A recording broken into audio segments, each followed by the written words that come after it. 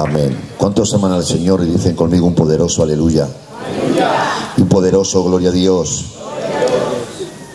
Bueno, quiero saludarles a todos en esta tarde en el nombre de nuestro Señor Jesucristo. Me alegro mucho de poder estar aquí y que su pastor me brinde este lugar, ya que hoy es domingo y normalmente el domingo es pastoral, pero bueno, lo di gracias al Señor y también a su pastor. Y me alegro de estar aquí con ustedes. Hacía un tiempo que no venía y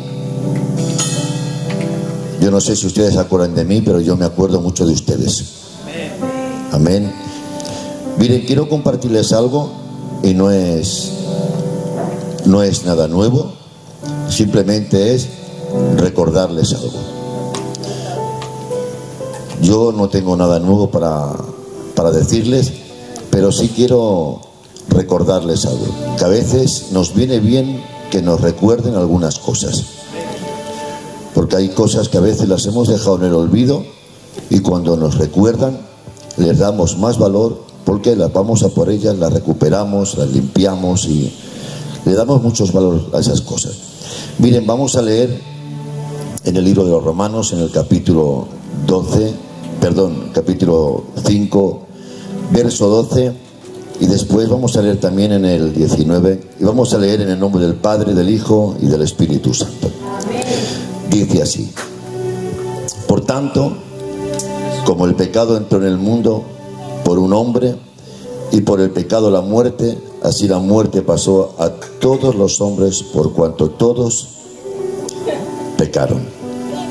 Amén. Y dice en el 19, dice: porque así como por la desobediencia de un hombre los muchos fueron constituidos pecadores, así también por la obediencia de uno los muchos serán constituidos justos.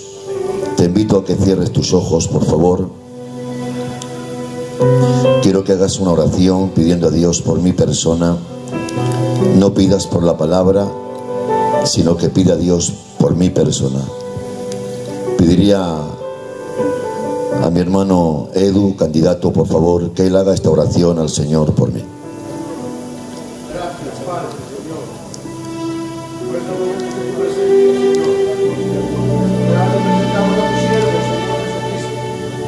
Para que tú, Señor, el sentimiento y la palabra que tú has puesto en tu corazón, Señor, te dé facilidad de palabra para poder expresarla, Señor, y sea saturada, Señor, cada palabra que salga de su boca con tu espíritu, Señor, para que llegue a nuestras vidas, Señor, y dé fruto, Señor, en cada vida, Señor Jesucristo.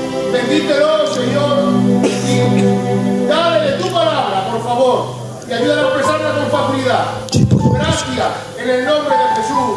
Amén. Amén. Pueden tomar asiento.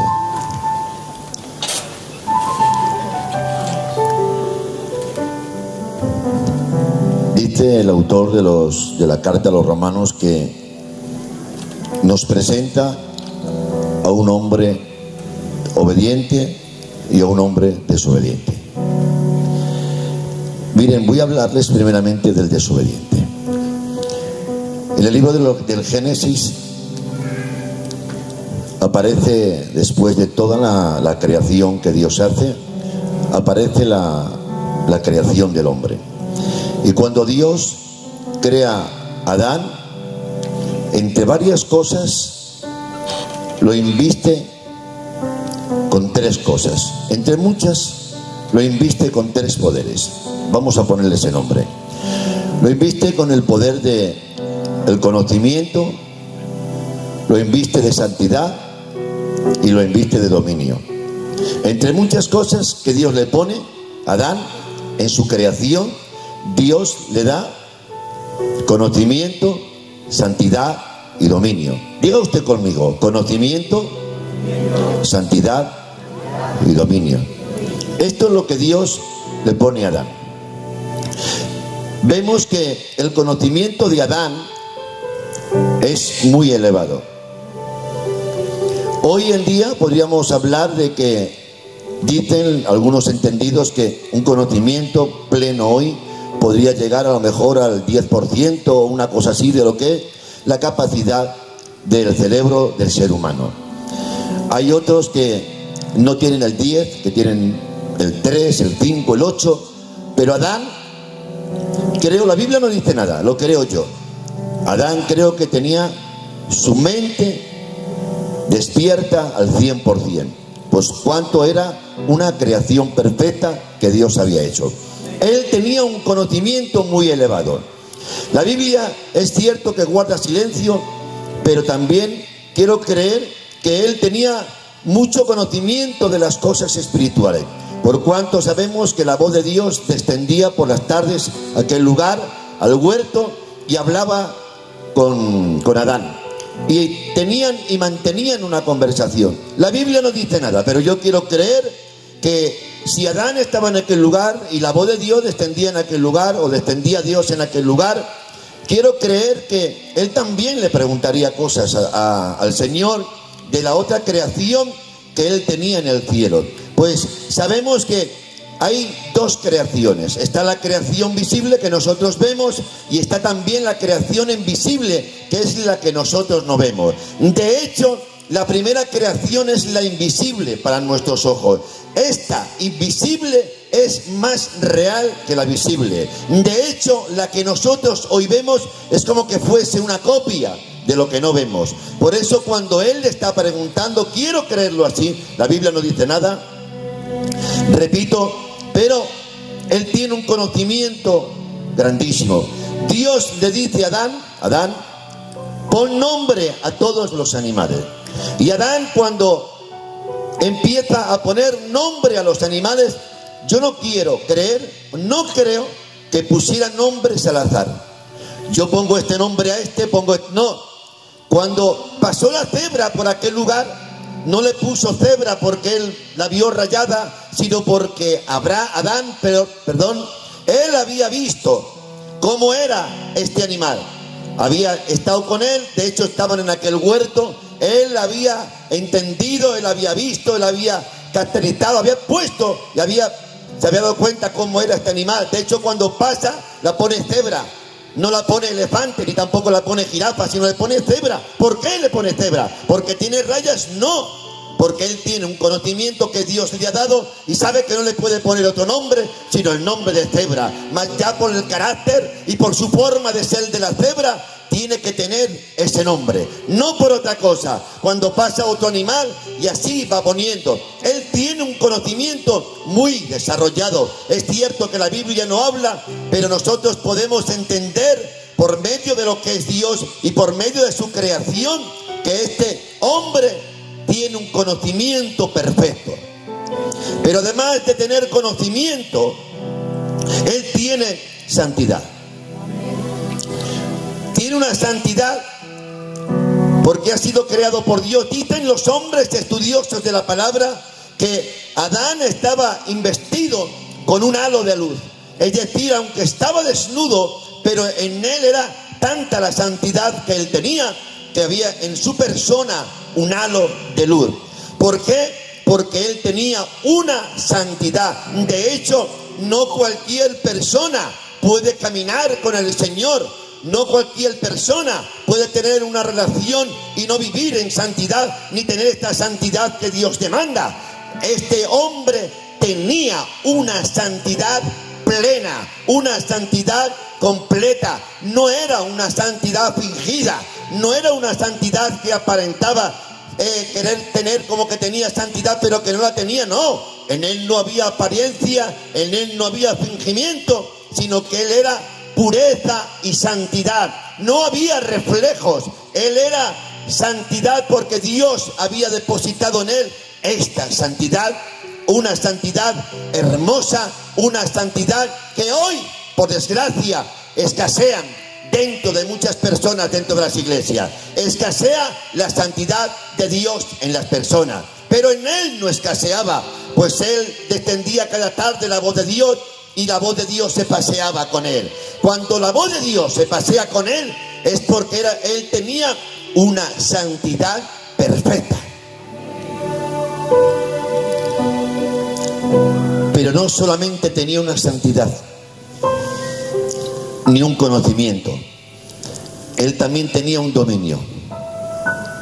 Dominio que Dios le había dado de toda aquella parte de la tierra para que él se encargara de cuidarla, de labrarla y de tener cuenta de ella.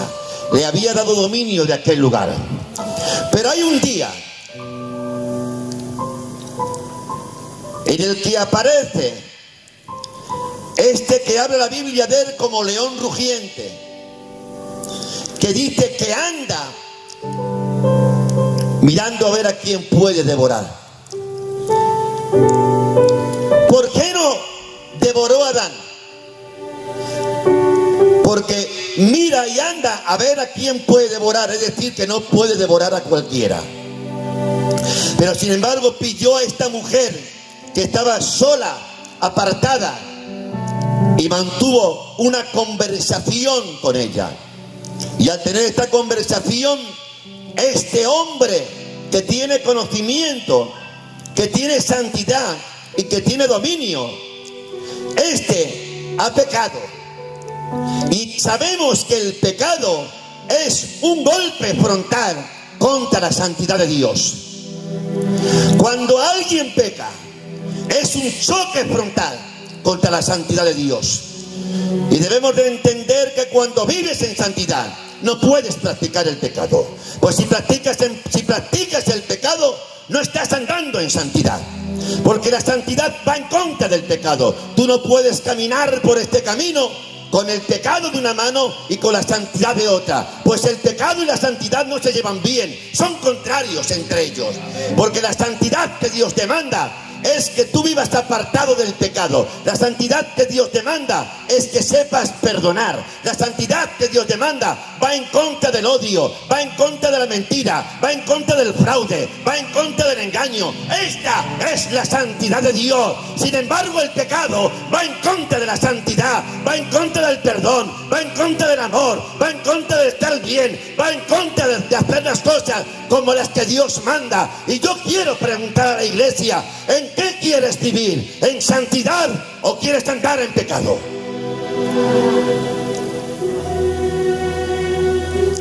Si yo te pregunto, pues tú me dices que quieres andar en santidad.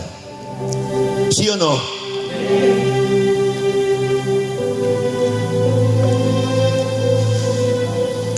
Pero Adán ha pecado y ha perdido la santidad, que rápidamente se vio desnudo. ¿Se imaginan? Es por primera vez esta sensación que siente Adán. Nunca lo había sentido. Y de momento, a él desobedecer a Dios, se ve desnudo. Y a verse desnudo, lo primero que hace es ir corriendo en busca de un refugio. Y se esconde dentro de una higuera. Y coge hojas de higuera para poder cubrirse. Cuando pecas, te sientes desnudo. Porque aquel que vive cerca de Dios, aquel que ha caminado con Dios, cuando pecas, te das cuenta que has pecado. Pero que se despierte en ti y que te golpee la conciencia de que has pecado, eso no es malo, eso es bueno. Lo malo es cuando pecas y nada te golpea la conciencia. Ahí está lo malo, de que peques y no te golpee la conciencia. Sin embargo, Adán fue golpeado y se escondió detrás de aquella higuera, pensando que se iba a ocultar de los ojos de Dios. No te puedes esconder de Dios. Ya puedes esconderte donde quieras, puedes cubrirte con lo que quieras. No hay lugar donde te puedas esconder. Si te metes en lo profundo de la tierra, allí está Dios. Si subes a los altos del cielo, allí está Dios. ¿Dónde te meterás? Que el ojo de Jehová no te vea. No puedes esconderte. Podrás esconderte del pastor, podrás esconderte de los obreros, podrás esconderte de los ancianos, pero hay alguien que te ve donde te ponga, donde te escondas, con lo que te cubras. No te puedes esconder. Los ojos de Dios siempre te van a ver tu pecado.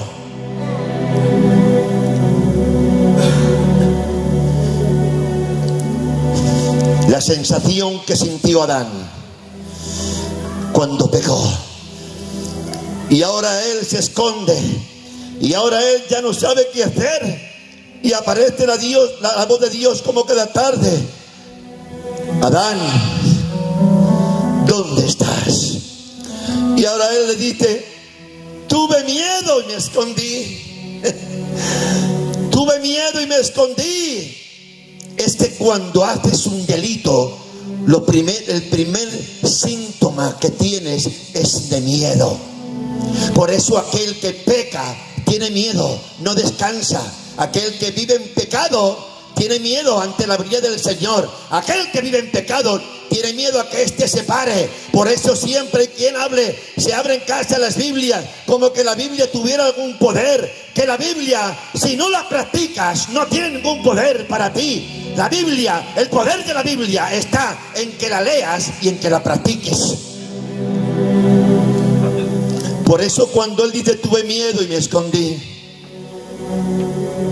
Y ahora Dios le tiene que decir a Adán, Adán, fuera del huerto. Qué vergüenza, qué humillación de estar en el huerto. Ahora tiene que salir con su cabeza agachada y marcharse de aquel lugar. Aquel hombre que estaba en conocimiento, en santidad y en dominio, hoy sale en ignorancia, en iniquidad, y sale en miseria. ¿Se han dado cuenta cómo ha cambiado? Aquel que vivía cerca de Dios, aquel que se paseaba con la voz de Dios, aquel que vivía en santidad, aquel que tenía el conocimiento pleno, aquel que tenía el dominio de las cosas, hoy sale en ignorancia, en iniquidad, y sale en miseria esclavizante. Así sale Adán del huerto. Pero cuando sale del huerto, él está fuera. Y pasado el tiempo va corriendo. Y después de que pasa el tiempo, Dios levanta una figura. Y la figura que levanta, pastor, levanta al profeta. Levanta un profeta. Nadie sabe de dónde viene. Nadie sabe ni de dónde viene, ni quién lo ha puesto. Pero sí es cierto que se le conoce como profeta a este hombre llamado Melquisedec. Aparece en la tierra por primera vez, uno de los primeros que aparecen. Y ahora pregunto yo, ¿qué es lo que trae el profeta?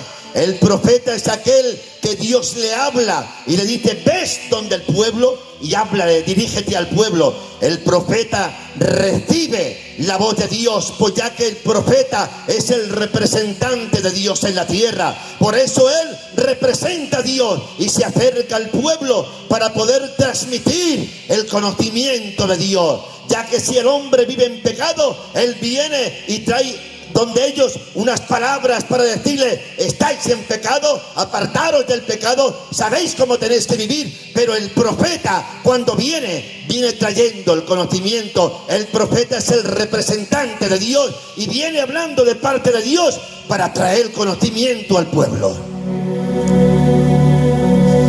Pero pasado el tiempo, no solamente está el profeta, sino que Dios también levanta un sacerdote. ¿Para qué era el sacerdote? El sacerdote era aquel que debía de vivir y caminar en santidad, ya que el sacerdote era el que representaba al hombre cara a Dios.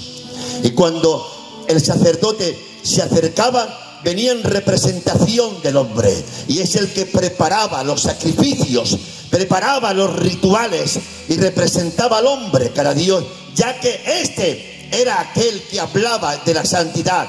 Por eso este que entraba una vez al año debía de hacer 2 sacrificios, uno por él y otro por el pueblo. Y cuando entraba dentro, yo siempre había pensado, pastor, yo siempre había pensado que cuando los mandaban, los avisaban. Cuando tenían que entrar a hacer el sacrificio del año, el holocausto, tenía que decirle, mira, al mes que viene te toca. Pero no era así. Les pillaba por sorpresa. Y cuando llegaban al templo le decían, hoy te toca a ti. Y entraban dentro, se preparaban, se vestían de lino fino, se preparaban sus ropas, tanto interior como exterior. Y llegaba este hombre y entraba dentro del lugar santo y traspasaba hasta el lugar santísimo. Pero antes de entrar al lugar santísimo, le ataban una cuerda por la cintura y él entraba dentro del lugar santísimo. Y cuando entraba dentro del lugar santísimo, los que estaban fuera estaban esperando con la cuerda, porque este había entrado de improviso. Él no se lo esperaba que iba a entrar, y todos estaban esperando, porque si este hombre hubiese engañado, este sacerdote hubiese mentido, si este sacerdote estaría en pecado, cuando este hombre entra dentro del lugar santísimo a ministrar las cosas santas, moría instantáneamente y debían de sacarlo con la cuerda. Por eso lo tenían con aquella cuerda atada. Pero sin embargo, los que estaban fuera estaban esperando. ¿A qué estaban esperando? Estaban esperando a que se sonaran, porque dentro, en sus vestiduras, llevaba unas campanillas, y cuando se movían estaban sonando, y las campanillas no hablaban, pero sí tenían un lenguaje que decían: el sacerdote ha vivido en santidad, el sacerdote está ministrando porque no ha habido engaño en él, el sacerdote está ministrando porque vive santa y correctamente. Y hoy necesitamos en la iglesia del Señor gente que suene como estas campanillas, gente que suene a santidad, gente que suene a verdad, gente que suene a Dios, gente que no tengan miedo a entrar dentro del lugar santísimo. ¿Cuántos aman a Dios y dicen conmigo aleluya?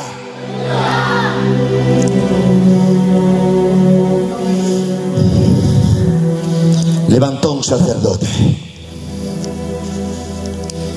pero pasado el tiempo el hombre dice: queremos un rey, queremos un rey. Y Dios les da un rey. ¿Y saben por qué les da el rey? Les dice lo que les va a costar. El rey os va a costar mucho. Os va a costar vuestras tierras. Os va a costar que vuestros hijos tienen que trabajar para él y pelear por él. No nos importa. Pues ahí tenéis rey. Y el rey era el encargado de pelear, de conquistar, de alcanzar terreno.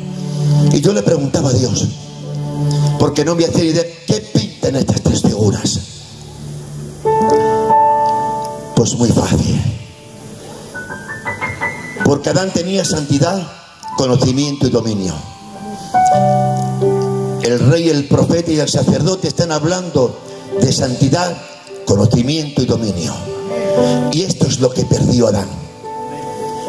¿Por qué? Por su desobediencia. Pero dice el libro de Romanos que hemos leído: pero por la obediencia de uno. Por la obediencia de uno. Diga usted conmigo: por la obediencia de uno. Ese uno también puede ser usted. En usted también debe de haber obediencia. ¿A quién no le gustan los hijos obedientes? ¿Verdad que te gustan los padres que estamos aquí, que tu hijo sea obediente, sí o no? Pues tú también tienes que ser obediente a los mandatos de Dios. Por eso cuando hablamos de este verso, dice: por la obediencia de uno. Por la obediencia de uno. Miren lo que ocurre esta obediencia. Uno lo pierde todo. Pero ahora dice el libro de Lucas: hay un montón de gente en aquel lugar, y en este montón de gente se acerca a Jesús, y alguien alza la voz y dice: he ahí el profeta, he ahí el conocimiento. Y dice la Biblia: el pueblo que andaba en tinieblas pudo ver gran luz. ¿Por qué? Por este que tiene obediencia, este que obedeció. Adán perdió el conocimiento, pero este que es obediente viene al pueblo y trae luz por medio de su palabra. Empieza a hablar, empieza a decir, empieza a conquistar, empieza a predicar. Y no hablaba de teología, no hablaba de escatología. Simplemente él decía: el reino de los cielos se ha acercado, creed el evangelio y arrepentíos de vuestros pecados. Era un mensaje que parecía sencillo, pero sin embargo estaba hablando de arrepentimiento, estaba hablando de la luz que se ha acercado, y estaba hablando de que debemos de tener una fe genuina en este Jesucristo verdadero. ¿Cuántos aman a Jesús y le dan un aplauso a Él?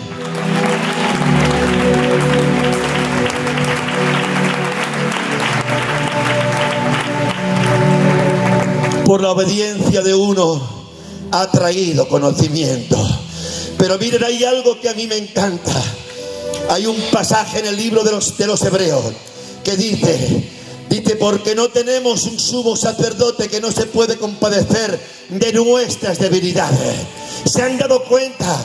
No tenemos un sumo sacerdote como aquello, sino que ahora Cristo, por la obediencia, no solamente es el profeta, sino que también es el sacerdote, el sumo sacerdote, que se compadece de tus debilidades, porque Él fue tentado en todo, pero eso sí, en Él no hubo pecado, en Él no hubo distracción, porque Él es puro, Él es rico, Él es santo, Él es eterno, Él es verdadero, Él es fiel, Él es el alfa, Él es el omega, es el principio, Él es el fin. No hay nadie como nuestro Dios.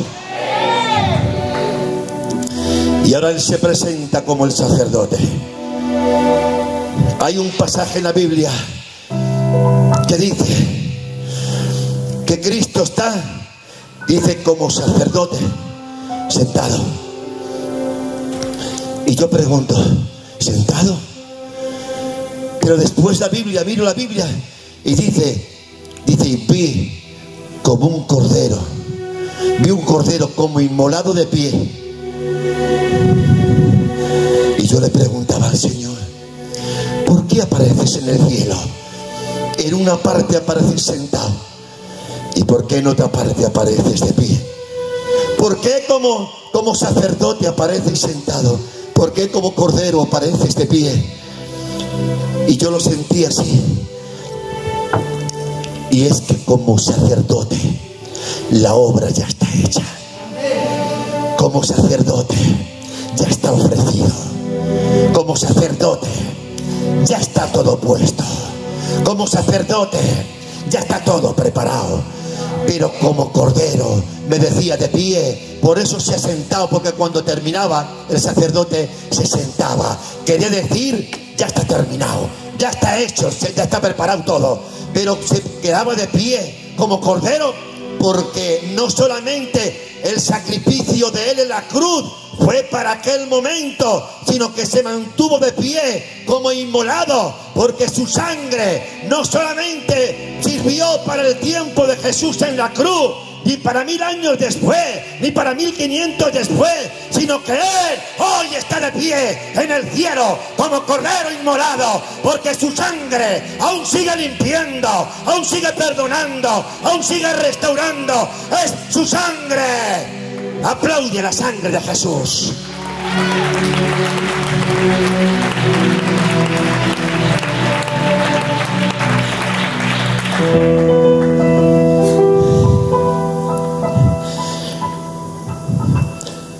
El profeta y el sacerdote. Tony, toca un poquito más alegre ahora. Nos ponemos en pie, ya voy a terminar.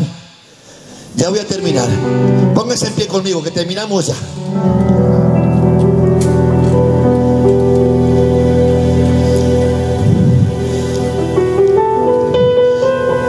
Cristo también aparece, dice Apocalipsis, dice, me encanta este pasaje. Dice aquí, un caballo blanco. Ay, madre, y el que lo monta es fiel y verdadero. Pero me encanta porque dice que este que baja en un caballo blanco lleva escrito en su vestido, lleva puesto el título Rey de Reyes y Señor de los Señores. Pero es que me encanta Cristo, porque no solamente lleva el título en el vestido, sino que Él se levanta el vestido y ahora en su muslo pone el mismo título, Rey de Reyes y Señor de los Señores. Porque Cristo quiere decir, para que veáis que lo que soy por fuera, también lo soy por dentro. En Él no hay apariencia, en Él no hay fingimiento. En el vestido, Rey de Reyes, en el muslo, Rey de Reyes. Es que Él es verdadero. ¿Cuántos están enamorados de Él? ¿Cuántos? Y dicen conmigo, aleluya. Cristo recuperó los títulos, pastor. Recuperó el conocimiento. Recuperó la santidad y recuperó el dominio. Pero claro, si lo dejamos así, el hombre sigue sin tenerlo. Pero ¡ay, qué maravillosa la sangre de Jesús en la cruz! ¡Ay, qué maravillosa la sangre de Jesús en la cruz! Miren, había un pasaje que yo no entendía, pastor, y el pasaje era este. Dice que el acta de los decretos fue clavado, traspasado en la cruz. Y yo miraba y leía: ¿cuándo han puesto el acta de los decretos? En ningún momento. En ningún momento veo yo el acta clavado en la cruz, pastor. Pero sin embargo leo la Biblia y dice, sea maldito, ¿no?, todo aquel que es colgado de un madero. Pero encuentro otro texto, pastor, que dice: sea maldito, sea anatema todo aquel que incumple con lo dicho en este libro. Y ahí entendí, cuando estaba leyendo esto, de momento vi como una visión o algo, no sé lo que era, o un flash o un mareo, no sé lo que me pasó, pero sí pude ver algo en mi mente y vi como un cuerpo esculpido, lleno de marcas, lleno de señales, y no eran latigazos. Parecía que había letras hebreas o judías puestas en el cuerpo de este ser. Pero yo me quedaba mirando y yo decía: ¿pero por qué está puesto esto? Y yo me quedé, cuando después de esto me vengo en sí y empiezo a leer, y veo que en la antigüedad había una ley, que cuando alguien era transgresor de algo, todo lo anotaban, todo quedaba apuntado. No había nadie quien podía estar fuera. Se creaba un acta en el pueblo y nadie podía apartarse de este acta. Pero empecé a mirar y hay una historia, señores, hay una historia de que dicen que esto no servía con romperlo, no servía con arrugarlo y tirarlo, no. Dice que alguien cogió un trozo de madera y en el trozo de madera clavó un clavo, lo puso en una mesa, y dice que aquel que había apuntado en este acta, para poderlo anular el acta, debían de coger los nombres escritos y clavarlos en aquel clavo que estaba con aquella madera. Yo me quedé asombrado a poder ver esto, y es ahí cuando Jesús me hizo entender algo. Por eso dice la Biblia que Él se hizo maldito, Él se hizo pecado, Él cargó con nuestros incumplimientos de la ley, Él pagó con los adulterios, Él pagó con los fracasos, con los robos, Él pagó con aquellos que violan a los niños, Él pagó con todos los pecados.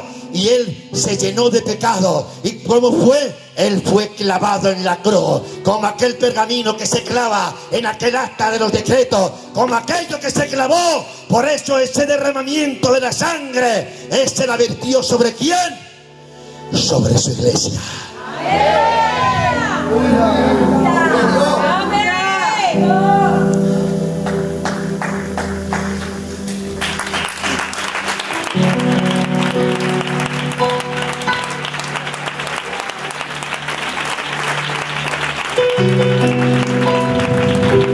Ahora ya termina. Por eso dice la Biblia que por su sangre te puedes sentir perdonado. Por su sangre eres perdonado. Por su sangre tienes acceso ilimitado al lugar santísimo. Por su sangre tus vestiduras son resplandecientes. Por su sangre tu nombre se ha escrito en el libro de la vida. Por su sangre hoy caminas en rectitud y vives en santidad. Esta es por su sangre. Pero no solamente termina ahí. Dice la palabra del Señor que por medio de su sangre, la iglesia, los creyentes, hemos sido constituidos reyes y sacerdotes para la gloria de Dios. Es decir, lo que Adán perdió, en lo que Adán fracasó, Jesús se involucra, se despoja de lo que él tenía, desciende hasta la tierra, carga con tus pecados, se hace maldito, se hace maldición, muere en la cruz, y ahora eso sí, el derramamiento de su sangre lo vierte para usted, para recuperar aquello que Adán perdió. Es decir, hoy usted no puede vivir de cualquier manera, debe de andar como un rey y como un sacerdote, debe de hablar como un embajador del reino, debe de vestir como un rey y como un sacerdote. ¿Por qué? Porque está cubierto con la sangre de Jesús.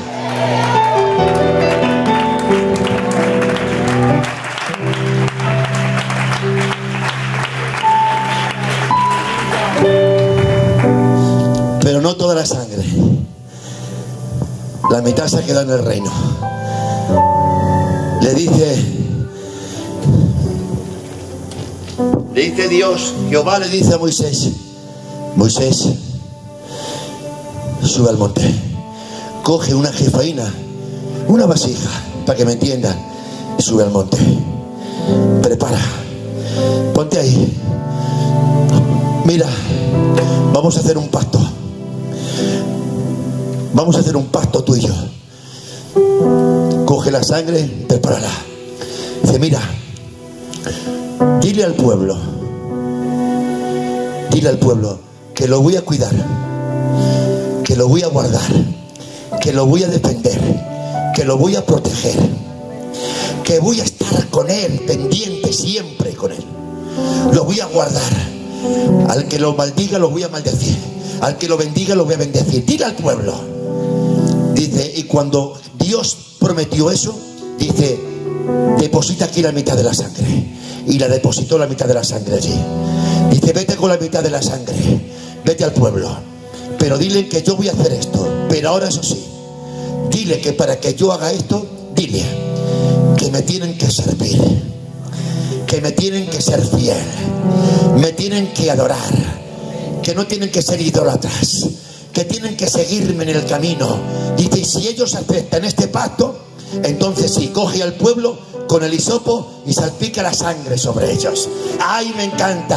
Porque dice el libro de los Hebreos, dice el libro de los Hebreos, creo que es, dice: y Jesús se presentó en el cielo. Y se presentó. ¿Con qué se presentó? Se presentó con la sangre que él había derramado en aquella cruz del Calvario. No fue con toda, sino fue parecido algo a lo que hizo con Moisés. Pero ahora no era Moisés, ahora era Jesús, quien venía con su propia sangre. No era de un macho cabrio, no eran de ningún animal, era su propia sangre. Y se presentó delante de Dios, le entregó la sangre, y la otra mitad la bajó a la tierra, diciendo: esta es para la otra mitad de la tierra. ¿Para qué? Para aquellos que me reciban como Dios, como Señor y como Salvador. Su sangre irá rápidamente donde ellos, los perdonará, los restaurará, los santificará.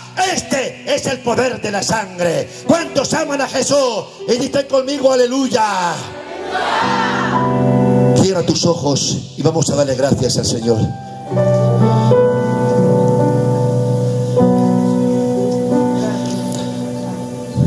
Yo no sé si estás contento de que Cristo haya muerto en la cruz. Dale gracias al Señor.